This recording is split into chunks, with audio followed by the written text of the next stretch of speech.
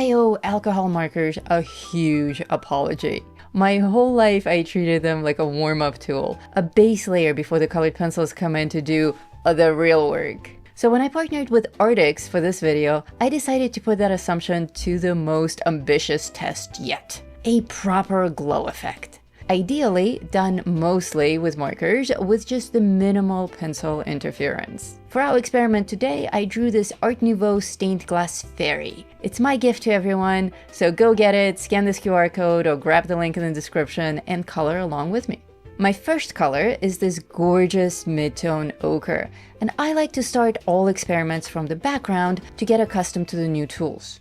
Very impressed with the brush nib already. It kind of feels like paint, but without the mess. Actually, there are two sides to each marker. If you need to achieve even finer detail, use the pen side, but we'll be working in a painting style. By the way, I'm coloring this on regular cardstock paper, kinda eggshell white. So every color we add shows up in its pure and true form. And I'll be popping up the marker caps with color numbers for you so that you can copy this exactly.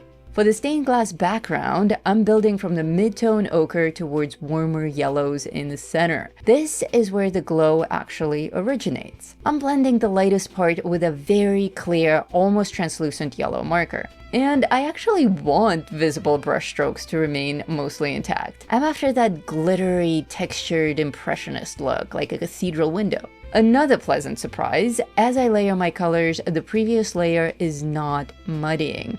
No streaks, no patchiness. That's a really big deal for alcohol markers because every new color that we add has a potential to smear or even destroy what's underneath. Not here. So far, so good, but we're only just started. How many layers can we actually stack here? Cleanly and without damaging the paper. We'll find out when it's done. As I get more comfortable with my tools, I'm adding darker umber, brown, and even teal around the edges for contrast. This already looks like it's glowing from the center outwards. There's no shortage of color selection here either. There are 90 markers in this set, and the range is quite impressive. Extremely pale blenders, cheerful colors, strong, vibrant midtones, and deep, rich darks. If you want to grab this set and try it for yourself, follow the link in the description and make sure to use this special discount code that ARRTX so kindly provided just for its easy-to-draw fans. For the potion bottle, I'm starting with this vibrant vermilion and blending it with yellow. In my mind, I see a viscous fluid with maybe rose petals percolating to the top, all melting and boiling in there, very magical. Looking good, but the bottle, it doesn't quite pop against the golden background yet. Everything is more or less the same warm tone and the same warm color family, so it just all kind of melts together. It's pretty, but it's not quite glowing yet. To make a warm color leap off the page, we need a complementary color nearby, which for us will be lilac or lavender. Lavender all over these layers of golden yellow brushwork? Crazy, right? This is exactly the kind of thing that can go horribly wrong. A cool purple over warm yellow can easily create an ugly, muddy, and even gray effect. We definitely don't want that because with markers there is no undo button, so we're committed. It's for science after all. And actually, this is working out way better than I expected.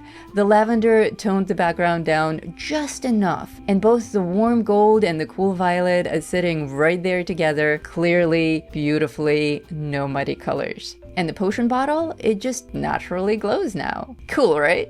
I didn't even do anything special to it, I just changed what's around it. Complementary colors are magical like that. Of course, all of my students enrolled in How to Use Colored Pencils Like a Pro over at the Academy already know this. This is one of the main color theory basics that we cover. Moving on to the face, I discovered some really lovely skin tone markers in this set, like this beautiful pale pink that would normally be perfect for her complexion.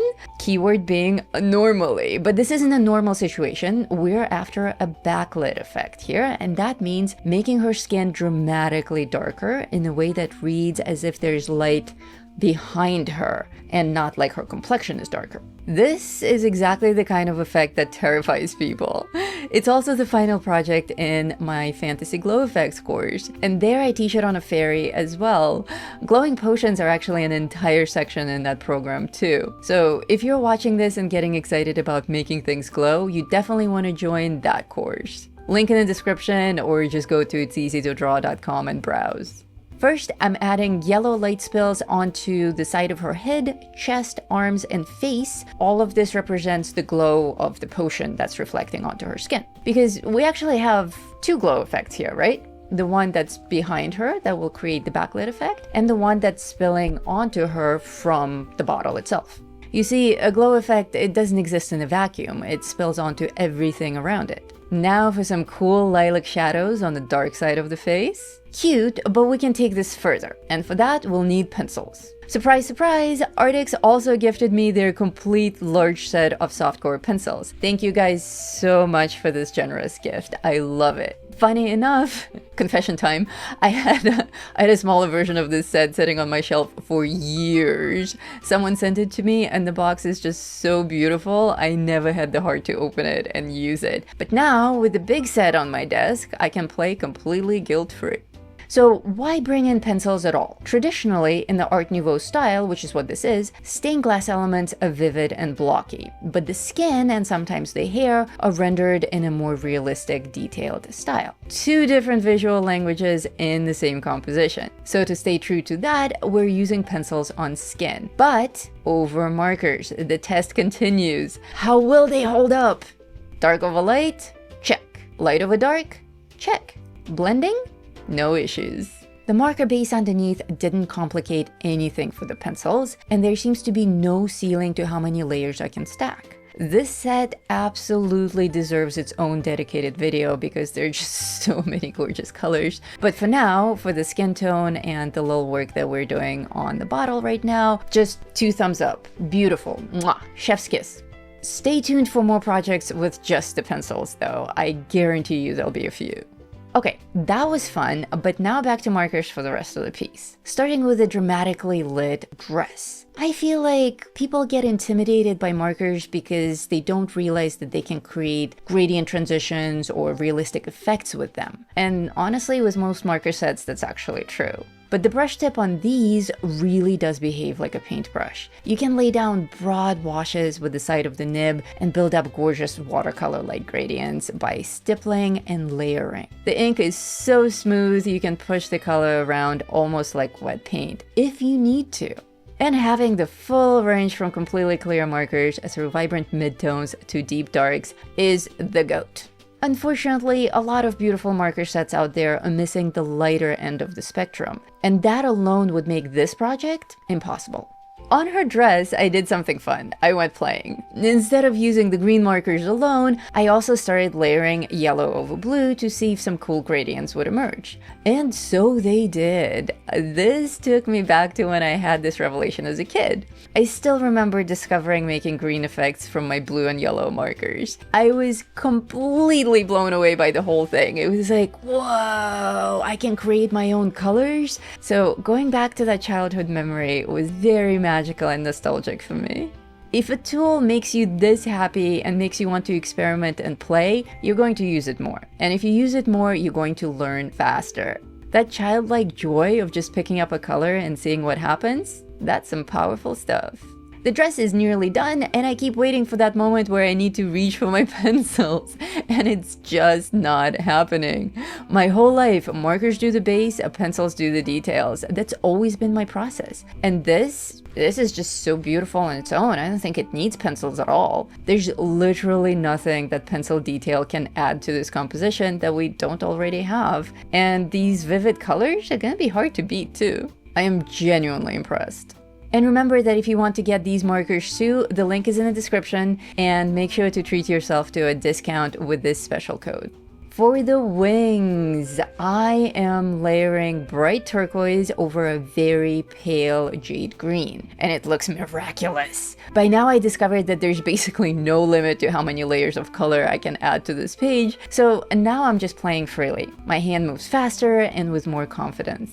A cool thing about this type of wings is that they're basically stained glass to begin with. Butterfly wings, fairy wings, dragonfly wings, all translucent, shimmery type of wings with light passing through. All of those you might as well treat as stained glass. That means keep those visible brush strokes and control your gradients through the distribution of strokes rather than smoothing everything out like we do with pencils. Layering bright yellow over deep dark blues, pure joy.